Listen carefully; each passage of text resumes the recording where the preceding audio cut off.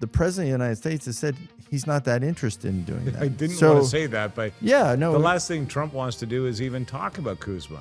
He hates it. He's always said he doesn't like it. He said it again getting on a plane a few days ago. He said, listen, by the way, I don't like it. Quite frankly, I'd like to terminate it. But it's really not in his best interest to do it right now. Thank you for joining us. TPLmedia.ca is where you found yourself. TPLmedia.ca/local, because we are likely in your Canadian hometown. Today we're talking about CUSMA. Will it actually exist? What form have we left it in? And what happens next? Let me share a couple of things with you. One of them first stateside, and the other one from here in Canada. The first one comes from Ambassador Greer. From Washington, the agreement between the United States of America and the United Mexican States and Canada requires the USMCA, or CUSMA as we call it, Free Trade Commission, composed of government representative for each party, to conduct a joint review of the agreement on July 1st, 2026. In accordance with the agreement, the United States, Mexico, and Canada met virtually today to discuss the operation of CUSMA. The United States did not agree to renew CUSMA in its current form. As a result, the CUSMA is not renewed. The United States will continue to engage with Mexico and Canada to address the agreement's shortcomings and our trade deficits with these countries. However, these agreements remain in force pending resolution of these issues or until agreements are terminated. As previously announced, the United States will meet with Mexico the week of July 20th for a third round of bilateral negotiations related to the CUSMA joint review. All right, now from Minister LeBlanc here in Canada. Today, the Honorable Dominic LeBlanc, President of the King's Privy Council for Canada and Minister responsible for U.S.-Canada trade, intergovernmental affairs, internal trade, and One Canadian Economy, issued the following statement following the trilateral meeting. Today, I met with my American and Mexican counterparts, the United States Trade Representative Ambassador Jameson Greer and Mexico Secretary of Economy Marcelo Ebrard. They were there to undertake a joint review of the United States-Mexico-Canada agreement, as prescribed in 34.7 of the agreement. In this meeting, I reaffirmed Canada's unwavering support for the CUSMA and its renewal. The CUSMA supports millions of jobs across North America and ensures Canadian businesses retain secure and predictable access to two of our most important trading partners. It remains fully in force until 2036 and can be renewed at any time or for another 16-year period. We agreed on the importance of continuing our discussions and identifying ways to ensure trade and investment frameworks between Canada, the United States, and Mexico continue to support North American prosperity and competitiveness. For Canada, this includes substantive discussions with the United States on addressing sectoral tariffs on Canadian steel, aluminum, auto, and lumber. Canada approaches these discussions from a position of strength and with the goal of preserving and strengthening one of the most successful trading relationships in the world. At a time of global economic uncertainty, Canada is a stable, reliable, and trusted partner. We have the energy and natural resources the world needs, a world-class workforce, and a predictable business environment attracting the highest investment in decades. We look forward to further engagement with the United States and Mexico in the coming weeks and months as we work together to strengthen our shared economic prosperity. Joining me to talk more about this, CUSMA overall, Paul Micucci, with Mike. an eye on the details financially always. And I'm sorry to take so much of our precious time to read these, but I bet many people did not know what the results were and what the comments were from both sides. I wanted to share that.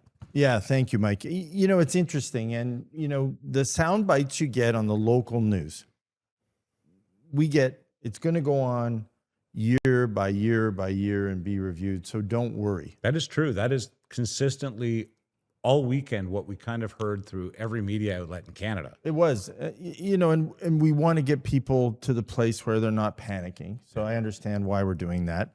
But, the same issues, and I don't think they talk about it enough. The same issues remain the irritants. So, Trump has come out continually. He said he wants the content for North American cars to be 82% versus 75%. He wants 50% of those cars to be made in the U.S. So he's ratcheting up significantly the percentage content of cars. He's said, he wants supply management for dairy to go away, and that's continuous. And we've said no, we haven't even entertained it from our prime minister. He's talked about ban on U.S. alcohol, online digital streaming act, digital rules, and we have not budged on any of these points. So we haven't made particularly great headway to date. And this has been going on. I took a look, and it's interesting, and I pulled up a graph. I'm going to throw it up on the screen right now. Okay, have a look at that. I took a look at the graph, Mike, and it's Canadian GDP per quarter, right? So, we've talked about this recession, technical recession, they call it. But, if you look at the graph that's up there right now, it shows since we started in Q1 this discussion on tariffs, our economy has been a yo-yo, right? We've been down, up, and now for the last 2 quarters, we've been negative. Right. Yeah.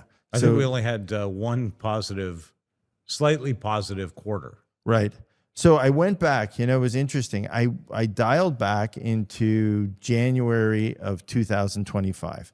So when the Trump administration came out and said, our America First trade policies are this, and then Canada came back and said, okay, we're going to have some retaliatory trade tariffs put in place.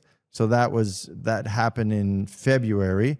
And then the U.S. came back and announced more tariffs on Canadian goods, going up to 10% and 25% on most Canadian goods. There was a pause. Then in February, there was a pause on tariffs. We decided to put our swords down. And then, again, reciprocal tariffs come out in late or mid-February. Yeah.